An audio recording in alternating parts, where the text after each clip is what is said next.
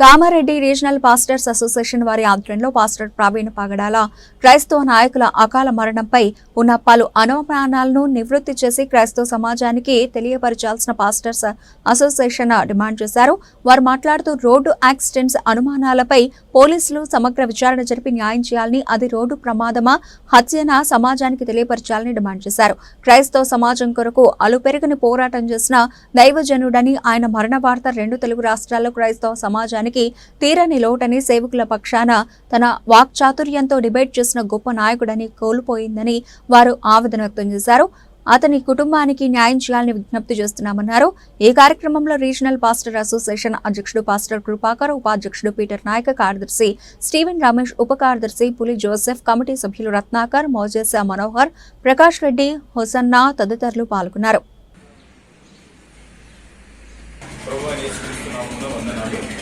నేను ఈ Krupakar, regional pastors association president, మరియు అలాగే మా కార్యవర్గ సభ్యులు పెద్దలు మాతో ఉన్నారు. నిన్న జరిగినటువంటి ప్రవీణ్ పగడాల గొప్ప దైవజనుడు, ఆయనను అక్కడ ఏదైతే ఆయన శవం దగ్గర చూసినట్టయితే అది సాధారణమైనటువంటి మరణంలాగా లేదు. అది కొంతమంది దుండగులు హత్య చేసినట్టుగా ఉంది. అది పోస్ట్ మార్టం ఇంకా రిపోర్టు రాలేదు. అది వచ్చిన తర్వాత ఆ దుండగులు ఎవరో వారిని పోలీసు వ్యవస్థ వారిని పట్టుకొని క్రైస్తవ సమాజానికి న్యాయం చేయాలి. ఈ రోజు ఆ వ్యక్తిని, ఆ పాస్టర్ గారిని మరి చంపేశారు. రేపు పాస్టర్స్ అంతా గ్రామాలలో ఎక్కడెక్కడో సేవ చేస్తూ ఉన్నారు.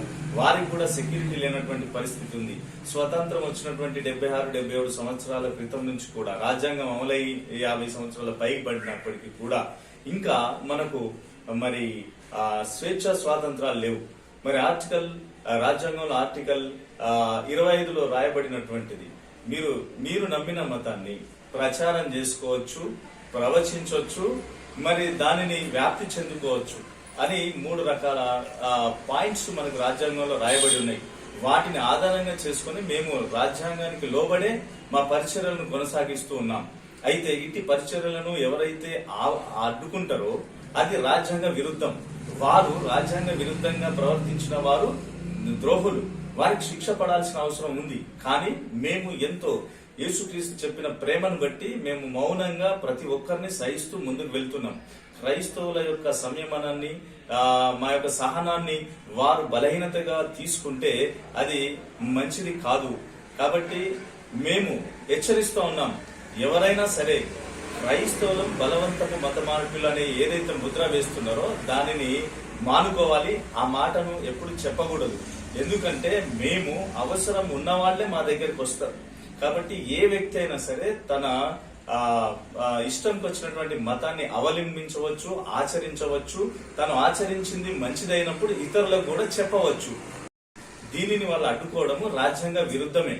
కాబట్టి అట్టి వ్యక్తులు, ఏ వ్యవస్థ అయినప్పటికీ కూడా, వ్యక్తులైనప్పటికీ కూడా వారు చట్ట ప్రకారంగా శిక్షార్హులే. కానీ చట్టం అమలు చేసే వ్యవస్థలు ఏవైతే ఉన్నాయో అవి నిర్వీర్యం అవుతున్నాయి.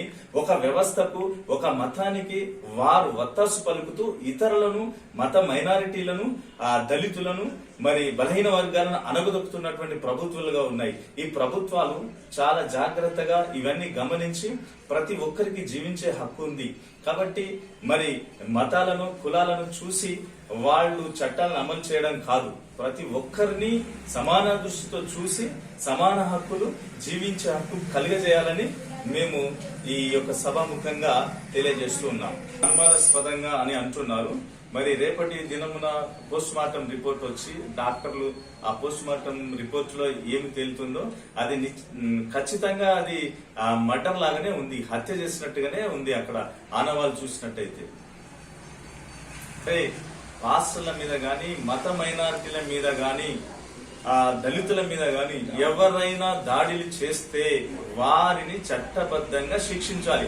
ఒకవేళ ప్రభుత్వాలు ఆ చర్యలు తీసుకోకపోతే మేమే మరి ఖచ్చితంగా మేము ఖండిస్తున్నాము.